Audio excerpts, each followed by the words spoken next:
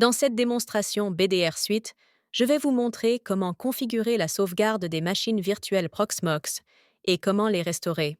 BDR Suite propose fièrement l'une des premières solutions de sauvegarde sans agent pour Proxmox VE. Elle offre également un stockage flexible, une récupération instantanée des machines virtuelles, une gestion centralisée et bien plus encore, pour une sauvegarde efficace des machines virtuelles Proxmox.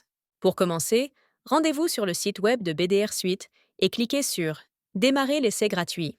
Dans un premier temps, téléchargez et installez BDR Suite sur des machines Windows ou Linux, voire en tant que conteneur Docker. Pour une vidéo étape par étape sur l'installation et la configuration du serveur de sauvegarde, consultez le lien dans la zone de description. Assurez-vous de remplir le formulaire prévu pour l'assistance technique. Une fois l'installation terminée, ouvrez la console du serveur de sauvegarde BDR Suite. Saisissez le nom d'utilisateur, le mot de passe et cliquez sur « Se connecter ».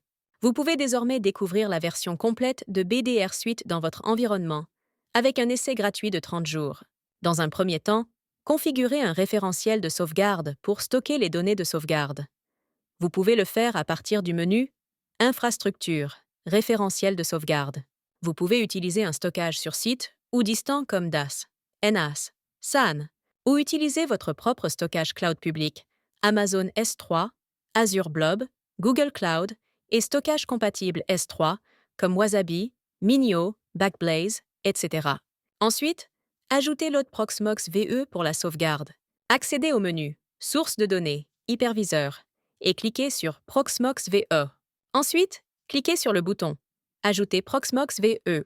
La méthode par défaut est recommandée pour ajouter un autre Proxmox VE consiste à installer manuellement l'agent.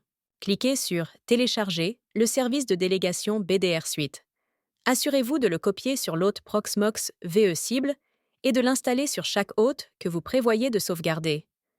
Pour une vidéo explicative sur l'ajout d'un hôte Proxmox à l'aide de la méthode d'installation manuelle de l'agent, consultez le lien dans la zone de description. Une fois que le service de délégation BDR Suite commence à s'exécuter sur l'hôte cible, l'hôte Proxmox sera répertorié avec succès pour la sauvegarde. Vous pouvez désormais configurer la sauvegarde pour les machines virtuelles Proxmox. Accédez au menu « Sauvegarde », configurez la sauvegarde « Machine virtuelle » et cliquez sur « Proxmox VE ». Tout d'abord, spécifiez un nom pour la sauvegarde. Ensuite, sélectionnez le « Dépôt de sauvegarde » et cliquez sur « Suivant » pour continuer. Sur la page de sélection des hôtes et des machines virtuelles, sélectionnez un hôte entier ou des machines virtuelles spécifiques pour la sauvegarde. Cliquez sur « Suivant ». BDR Suite propose des options de planification de sauvegarde flexible. Sélectionnez la fréquence de sauvegarde pour les sauvegardes incrémentielles.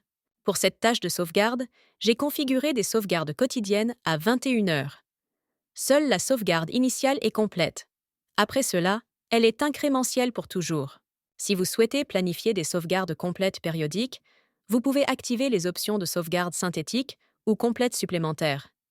Cliquez sur « Suivant » pour continuer. La conservation vous permet de spécifier le nombre de jours ou de versions pendant lesquelles conserver vos sauvegardes. Si cette option est désactivée, tous les points de restauration seront conservés. Ou, vous pouvez activer la conservation et personnaliser les politiques en fonction de vos besoins de stockage et de conformité. Une fois cette opération terminée, cliquez sur « Suivant ». Le cryptage des données de sauvegarde crypte toutes les données de sauvegarde pendant le transfert et au repos. Pour crypter les sauvegardes à l'aide d'un mot de passe personnalisé, vous pouvez activer le chiffrement des sauvegardes et ajouter un mot de passe. Cliquez ensuite sur « Suivant ». Enfin, vérifiez la configuration de votre tâche de sauvegarde. Si vous souhaitez exécuter la tâche de sauvegarde immédiatement après la configuration, vous pouvez cocher cette case et cliquer sur « Enregistrer ». Cliquez à nouveau sur « Enregistrer » dans la boîte de dialogue de confirmation. Ensuite, vous serez redirigé vers la page « Liste des tâches de sauvegarde ». Ici, cliquez sur l'icône « En cours » et affichez la progression de la sauvegarde. Une fois la sauvegarde terminée, vous pouvez modifier, vérifier l'état, afficher les rapports et gérer vos tâches de sauvegarde à partir d'ici. Cliquez sur l'icône du rapport pour afficher le rapport sur le niveau de travail de sauvegarde.